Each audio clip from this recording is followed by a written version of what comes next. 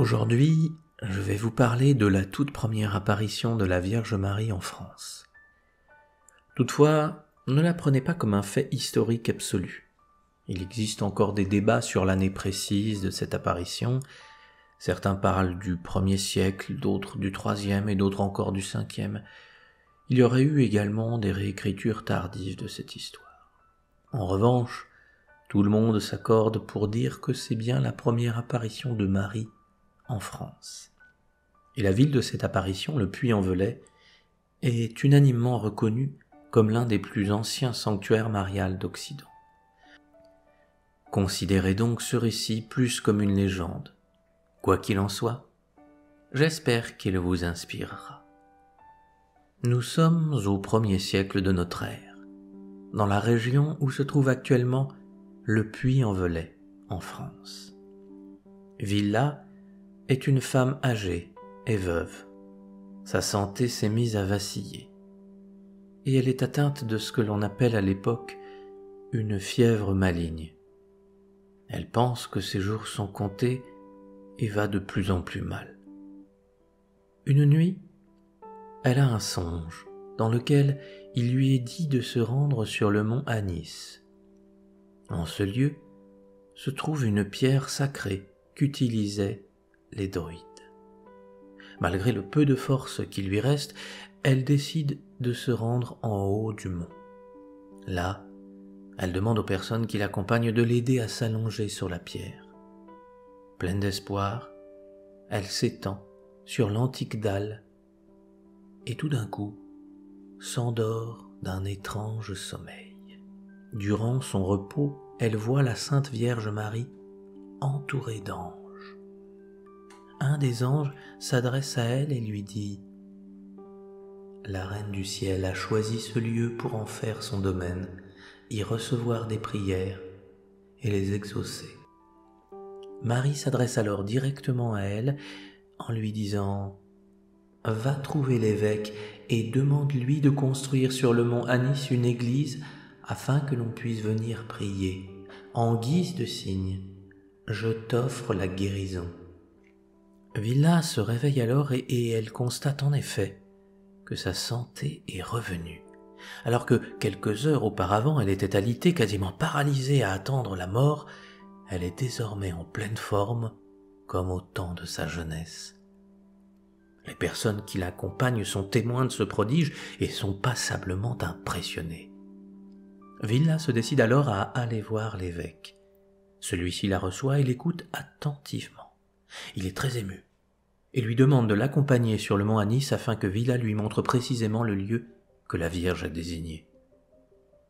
Nous sommes alors le 11 juillet et la journée d'été est très ensoleillée. Il fait une bonne température. Pourtant, lorsque l'évêque et Villa arrivent à l'endroit précis de l'apparition, ils sont tous deux bouleversés. Le lieu est en effet recouvert de neige, alors que nous sommes en plein été. Mais ce n'est pas tout. Un cerf majestueux va alors accourir sur le lieu. Il va tracer avec ses bois les contours du futur sanctuaire dans la neige, puis repartir.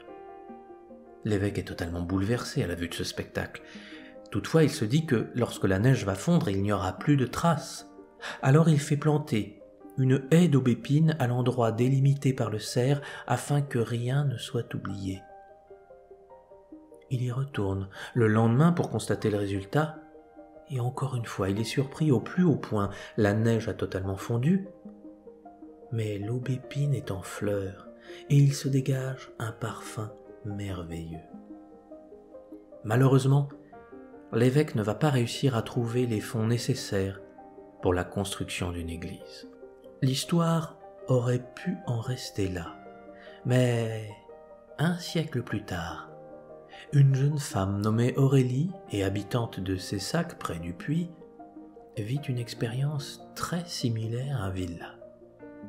Elle reçoit elle aussi un songe dans lequel il lui est dit de se rendre sur la pierre sacrée en haut du mont Anis. Malheureusement, Aurélie est paralysée depuis des années et il lui est impossible de se déplacer. Elle va donc demander à son entourage de l'aider à se rendre sur le lieu. Et là, comme Villa, elle va s'allonger sur la pierre et s'endormir. La Vierge va aussi lui apparaître, très belle et couronnée.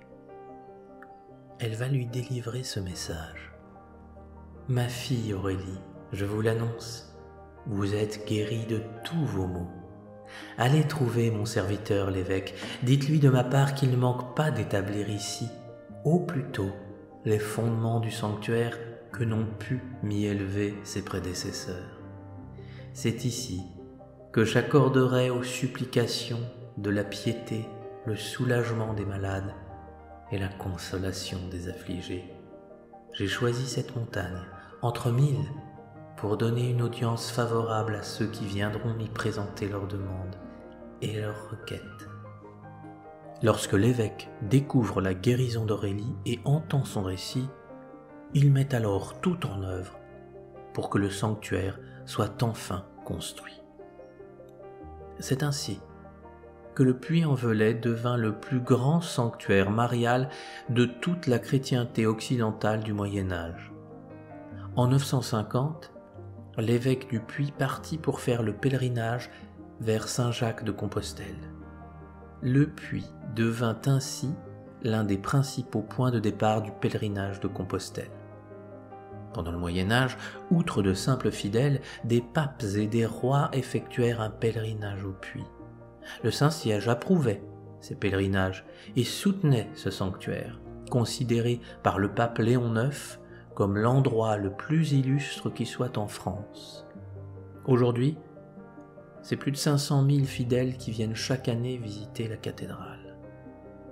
Bien évidemment, la cathédrale d'aujourd'hui n'est pas la même que celle des origines.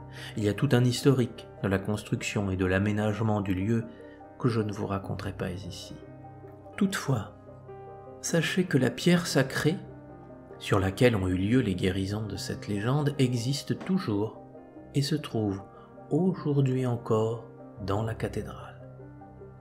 Le Puy-en-Velay est donc un lieu marial très important que je vous invite à visiter. De plus, le diocèse compte 8 statues de la Vierge ayant reçu la distinction du couronnement, qui est une façon pour le pape de recommander un sanctuaire marial à la foi des fidèles. Si cela vous intéresse, je ferai une vidéo sur ces très belles statues qui ont chacune une histoire et une beauté qui leur est propre. Il y aurait encore beaucoup à dire sur ce lieu, notamment un culte particulier à une statue de la Vierge Noire. Mais là encore, je ne sais pas si le culte de la Vierge Noire vous intéresse, alors n'hésitez pas à me l'indiquer en commentaire. Comme j'essaie toujours de vous le montrer dans mes vidéos, Marie est apparue à de nombreuses reprises dans le monde entier. Elle veille et soutient tous ses enfants, et son amour et sa miséricorde sont des dons précieux faits à chacun d'entre nous. Je le vois parfois dans les commentaires, certains se moquent, d'autres disent qu'il ne faut pas la vénérer. Mais à cela je réponds qu'il faut juger un arbre à ses fruits. Combien de personnes sont sorties de leur tourment grâce à elle? Combien de gens se sont convertis et ont trouvé une qualité de vie nouvelle? Combien ont été guéris et ont agi le reste de leur existence avec amour et bonté? La liste est très longue. Oui, l'ensemble des bienfaits causés par la Sainte Vierge Marie est gigantesque. Elle est la mère de l'humanité, et il est sacré d'honorer sa mère. Dans les moments de doute, dans les difficultés, elle est présente. Trouvez-la dans vos cœurs. Ouvrez la porte à son réconfort, à sa miséricorde. Grâce à cela, vous trouverez des forces nouvelles pour surmonter vos difficultés, quelles qu'elles soient. Vous pourrez illuminer tout autour de vous comme de véritables enfants de Dieu. Et quelle joie pour Dieu que de voir ses enfants s'inspirer les uns les autres plutôt que de se faire des reproches et de s'accuser. L'époque actuelle semble troublée et pleine de ténèbres, mais c'est grâce à ces ténèbres que l'on pourra constater la fabuleuse lumière qui émanera de vous, mes amis. À bientôt. Je vous souhaite le meilleur.